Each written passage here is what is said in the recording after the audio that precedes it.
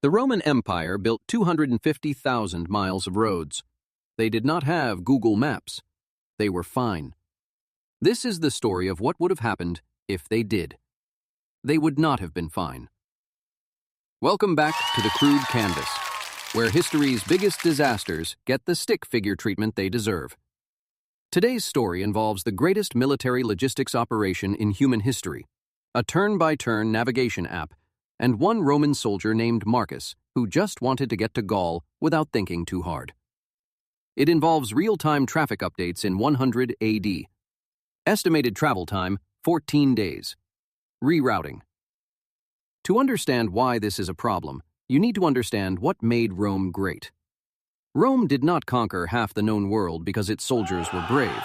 It conquered because it was the most organized military machine the ancient world had ever seen. The roads were the key. 250,000 miles of precisely engineered, perfectly straight roads connecting every corner of the empire. Built to move armies fast. Built to move supplies faster. Roman generals spent years studying terrain, memorizing routes, understanding which mountain passes flooded in spring, which river crossings held under heavy loads, which shortcuts through forests were actually shortcuts, and which ones were ambushes waiting to happen. This knowledge was hard-won. It was passed down through generations. It was, in every meaningful sense, Rome's competitive advantage. Then Marcus gets Google Maps. Marcus, and we are calling him Marcus because every Roman soldier was basically called Marcus, was a legionary in the Roman army in approximately 100 AD. Marcus's job was to march. Rome to the Rhine, Rhine to the Danube, Danube back to Rome. Thousands of miles, in full armor, carrying everything he owned on his back. Marcus was very good at marching. Marcus was less good at thinking about where he was marching. This had never been a problem before. The centurion knew the route. The centurion always knew the route. That was the centurion's entire job. But one day, for reasons that remain unclear to historians, Marcus has a small glowing rectangle in his hand. It says, "Turn left in 300 paces." Marcus turns left. The centurion, who has been marching this route for 20 years and knows perfectly well that left leads directly into a marsh, watches Marcus disappear into the reeds. Other soldiers begin following Marcus, because the rectangle said so, because the rectangle is confident, because the rectangle has never been wrong before, as far as anyone knows, because nobody has ever had a rectangle before. 12 soldiers are now standing in a marsh. The rectangle says, "You have arrived at your destination." They have not arrived at their destination. They are in a marsh. The centurion retrieves his soldiers from the marsh, confiscates the rectangle, and attempts to continue the march via the correct route, which he knows, because he studied it, because that is his job, because Rome did not build an empire by following glowing rectangles into marshes.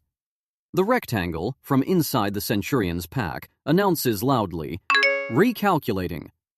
The entire cohort stops marching. Because what if the rectangle is right? This is the fundamental problem with giving Google Maps to ancient Rome. It is not that the technology doesn't work. It mostly works. The roads are excellent. The distances are roughly accurate. The estimated travel times are, allowing for the fact that Roman soldiers march at a different pace to a modern car, in the right ballpark. The problem is what happens to the humans. Roman military doctrine was built on commanders who understood terrain intuitively, who could look at a hillside and know where to place archers, who could read a river and know where it was fordable, who could navigate by the stars when the roads ran out. Google Maps does not teach you any of this. Google Maps teaches you to follow the blue line. And when the blue line ends, when the signal drops, when the battery dies, when the rectangle falls into the Tiber, the Roman army is standing in the middle of Gaul with absolutely no idea where it is. This actually happened. Not with Google Maps, obviously. But the Roman army's decline is partly attributed to exactly this kind of institutional knowledge loss.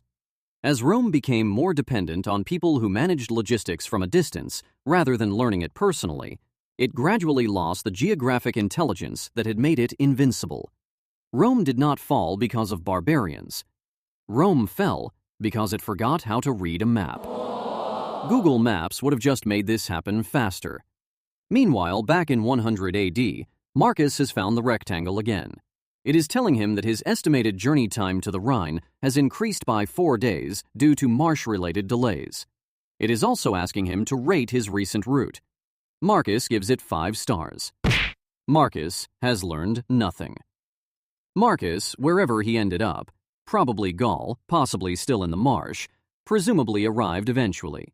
And somewhere along 250,000 miles of perfectly engineered Roman roads, a centurion is staring at a glowing rectangle and wondering why anyone would need directions when the roads are right there.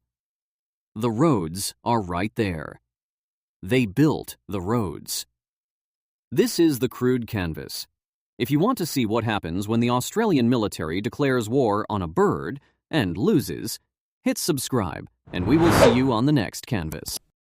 Subscribe.